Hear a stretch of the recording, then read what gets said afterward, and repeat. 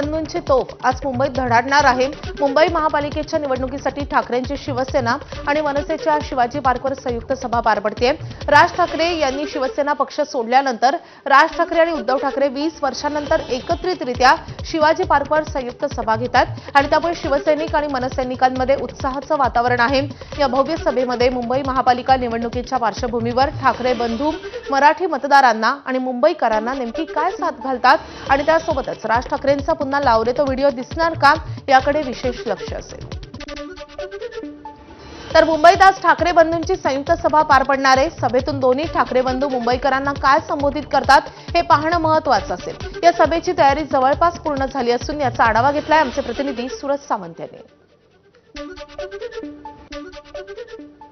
मुंबई महानगरपालिका निवडणुकीच्या पार्श्वभूमीवरती आज ठाकरे बंधूंची पहिली सभा ही शिवतीर्थवरती होताना पाहायला मिळत आहेत। खरं तर याआधीच्या 2 सभा झाल्या होत्या, मात्र मुंबई महानगरपालिका निवडणुकीचं बिगुल वाजल्यानंतर हे 2 भाऊ एकत्र आल्याची घोषणा झाल्यानंतर एक वेगळा उत्साह हा मुंबईत पाहायला मिळाला होता। विशेषतः मराठी माणसांमध्ये हा उत्साह प्रामुख्याने पाहायला मिळत होता। आजचं हे आपण स्टेज जर आपण पाहिलं तर भव्य दिव्य असं स्टेज या ठिकाणी उभारण्यात आलेलं आहे, ज्या ठिकाणी महाराष्ट्र नवनिर्माण सेनेचे पदाधिकारी नेते आणि शिवसेनेचे नेते हे प्रामुख्याने पाहायला मिळतील। मात्र जो फोटो आहे हा सगळ्यांचंच लक्ष वेधून घेतोय, ते म्हणजे बाळासाहेब आणि एकीकडे उद्धव ठाकरे तर दुसरीकडे राज ठाकरे यांचा।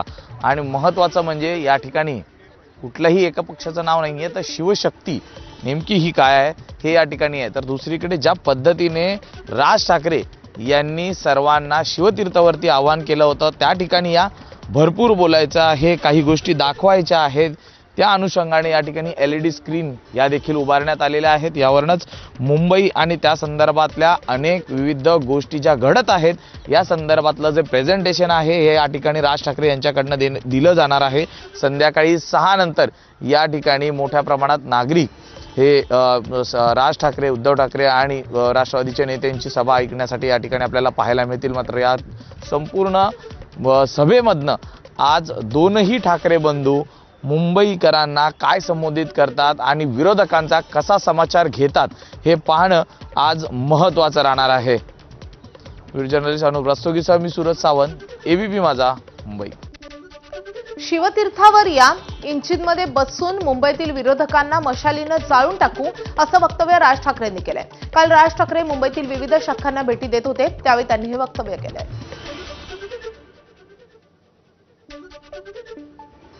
वर्षानंतर शाखेत आलो,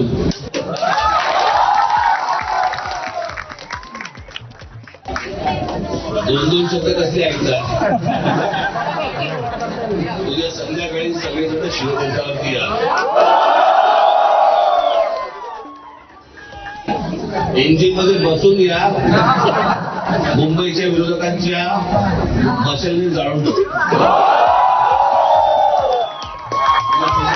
संध्याकाळी आपण 7 वाजता सगळेजण जरूर या, मी वाट बघतो।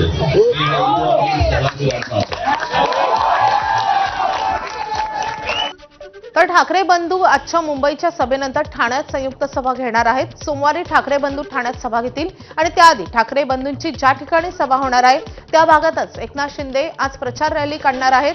ठाण्यातील विविध भागात एकनाथ शिंदे आपल्या उमेदवारांच्या प्रचारासाठी फिरतील, तर संध्याकाळी भाईंदर पूर्वे शिंदेंची सभा होईल। ठाणे, संभाजीनगर, नागपूर नंतर मुख्यमंत्री फडणवीसांची आज पुण्यात मुलाखत होतीये।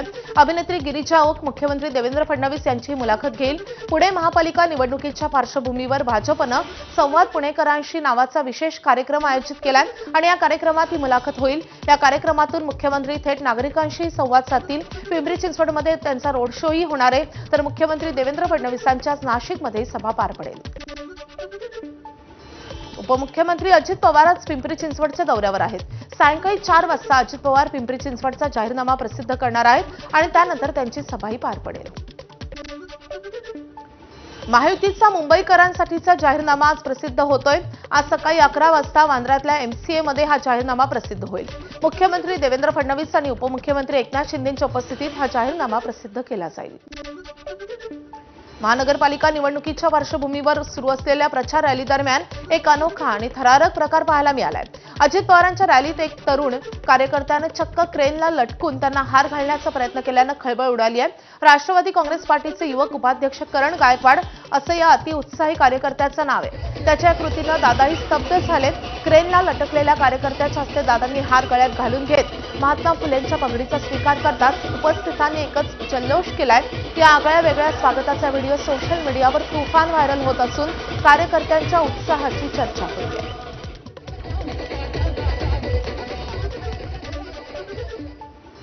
तर एक महत्त्वाची बातमी आहे. गोपीनाथ मुंडे ऊसतोड कामगार महामंडळाचे कार्यालय हलवले आणि परळीतून छत्रपती संभाजीनगरला महामंडळाचे हे कार्यालय हलवण्यात आलेलं आहे. सामाजिक न्याय विभागाच्या निर्णयानं ऊसतोड कामगार संघटनांमुळे आता नाराजी पसरलेली आहे. प्रशासकीय कारणामुळे हे कार्यालय हलवलं असं कारण दिलं जात आहे, असं स्पष्टीकरण दिलं जात आहे. मात्र लाखो ऊसतोड मजुरांना आता संभाजीनगरला त्यासाठी खेटे घालावे लागतील आणि त्यामुळे आता ऊसतोड कामगारांमध्ये मोठं नाराजीचं वातावरण आहे.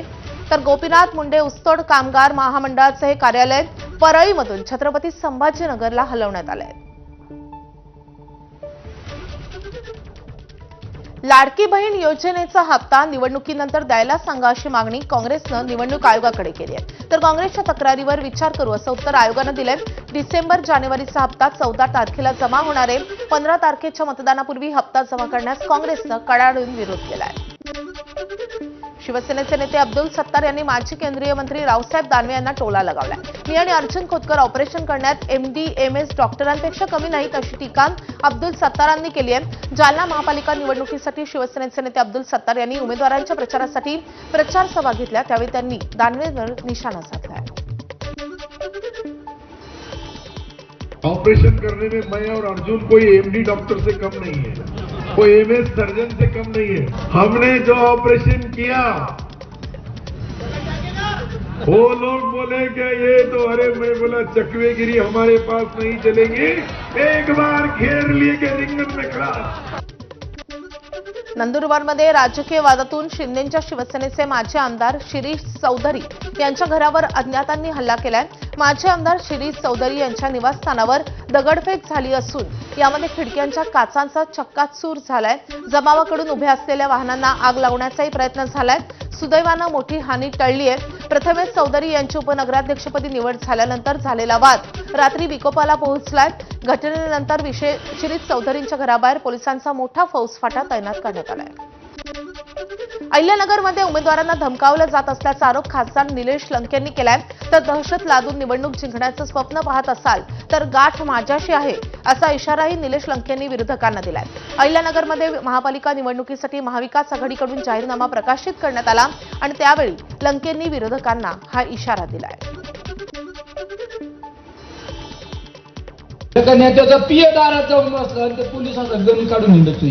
दादागिरी दहशत जर माझ्या कुठल्या उमेदवारावर उदर केली ना तर पहिला निलेश लंके बाहेर काढायला लावू नका हे तुम्हाला सांगतो. राजकारण सहनशीलतेने करतो, आम्ही लिंतेने करतो, नम्रतेने करतो. पण जर माझ्या उमेदवाराला जर कोणी चुकीच्या पद्धतीने खिंडीत आणून जर दादागिरी दहशत करायचा प्रयत्न केला ना तर ही निलेश लंकेची गाठ आहे, हे पण तुम्हाला सांगतो. आज प्रचाराचा सुपर संडे आणि त्यामुळे नागपूरमध्ये सकाळपासूनच काँग्रेसनं प्रचाराचा धडाका लावलाय. नागपूरमध्ये प्रभाग क्रमांक 15B मधून काँग्रेसचे प्रदेश सचिव संदेश सिंगलकर निवडणुकीच्या रिंगणात उतरलेत. नागरी सुविधा या मुद्द्यावर काँग्रेस प्रचार करतोय. चारही उमेदवार 16 तारखेला जिंकून येईल अशी मी अपेक्षा आहे आणि जिंकून येणारच. उमेदवार जे भारतीय जनता पार्टीने दिलेले आहे ते बाहेरचे आहे, आम्ही स्थायिक लोक आहे, रोजच्या लोकांसमोर दिसणारे लोक आहे आम्ही. तर त्याच्यामुळे लोक आम्हाला मतं देणारच आहे, एक पक्ष म्हणून आणि जवळचे लोक म्हणून. सगळ्यांची टीम बनलेली आहे, सगळ्यांचा आराखडा तयार झालेला आहे. येत्या 2 दिवसांमध्ये प्रचाराची मोठ्या प्रमाणात सुरुवात होईल आणि त्याची धामधूम तुम्हाला दिसून येईल. आता बातमी मुंबईमधून. प्रभाग क्रमांक 169 मधून आमदार मंगेश कुडाळकर यांचे चिरंजीव जय कुडाळकर यांना उमेदवारी देण्यात आली आहे. हा प्रभाग शिवसेनेचा बालेकिल्ला म्हणून ओळखला जातो. मात्र यंदा या मतदारसंघात 12 उमेदवार निवडणुकीच्या रिंगणात आहेत.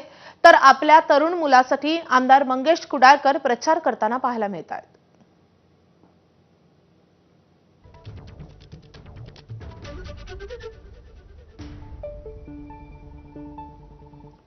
माजी आमदार विनोद घोसाळकर यांच्या सुनबाई तेजस्वी घोसाळकर या प्रभाग क्रमांक 2 मधून भाजपच्या तिकिटावर निवडणूक लढतायत, तर दुसरीकडे विनोद घोसाळकर यांचा मुलगा सौरभ घोसाळकर ठाकरेंच्या शिवसेनेकडून प्रभाग क्रमांक 7 मधून निवडणूक लढवतोय आणि त्यामुळेच विनोद घोसाळकर यांच्यासाठी ही निवडणूक प्रतिष्ठेची असेल.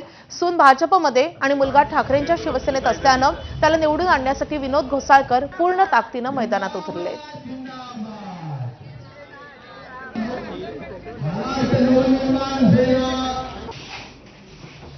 मशाल आपली निशाणी शिवसेना मनसे युती.